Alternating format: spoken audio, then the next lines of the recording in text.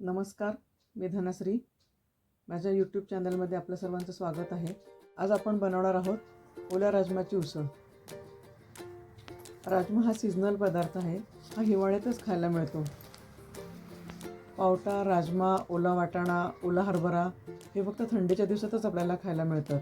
नाहीतर एरवी ते न वाळलेले सगळे पदार्थ मिळतात, पण ओल्याची खाण्याची चव ही वेगळीच असते.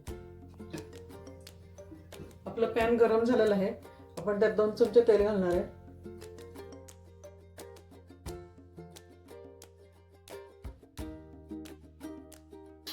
तेल गरम झाल्यानंतर आपण त्यात 1 चमचा मोहरी घालणार आहे.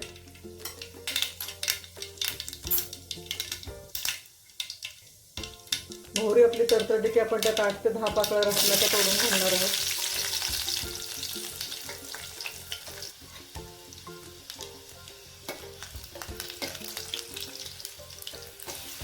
आपला लसूण चांगला आता लालसर रंगावर झालेला आहे.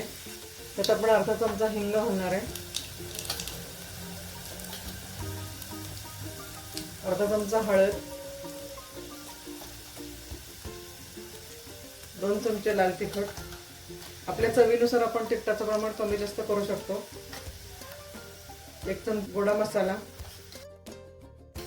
1 चमचा धना पावडर, अर्धा चमचा जिरे पावडर. हे सगळं आपण मिक्स करून घेणार आहोत आणि त्यात सोलून घेतलेले राजमाचे दाणे घालणार आहोत. हे सगळं एकजीव करून घेणार आहोत.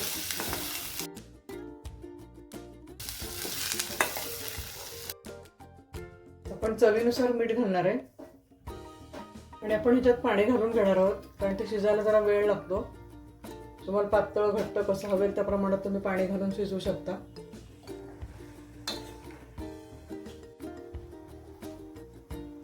राजमा शिजायला वेळ लागतो, त्याच्यामुळे आपण ह्याच्यावर झाकण ठेवणार आहे, म्हणजे तो पटकन शिजेल.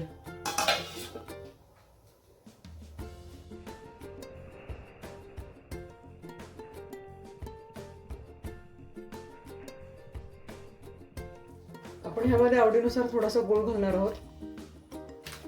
आपला राजमा अजून थोडासा शिजायचा म्हणून आपण परत 5 मिनिटांसाठी झाकण ठेवणार आहोत.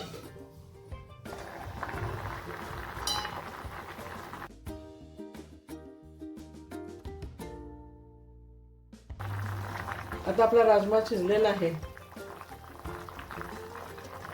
आपली उसळ तयार झालेली. आपण ती भाकरी, पोळी किंवा भात त्याच्याबरोबर पण खाऊ शकतो. ही राजमाची उसळ तुम्ही कशी बनवता हे मला कमेंट्समध्ये नक्की लिहून पाठवा. तुम्हाला माझी रेसिपी आवडली असेल तर लाईक, शेअर आणि सबस्क्राईब करा आणि भेटूया पुढच्या व्हिडिओसोबत. बाय.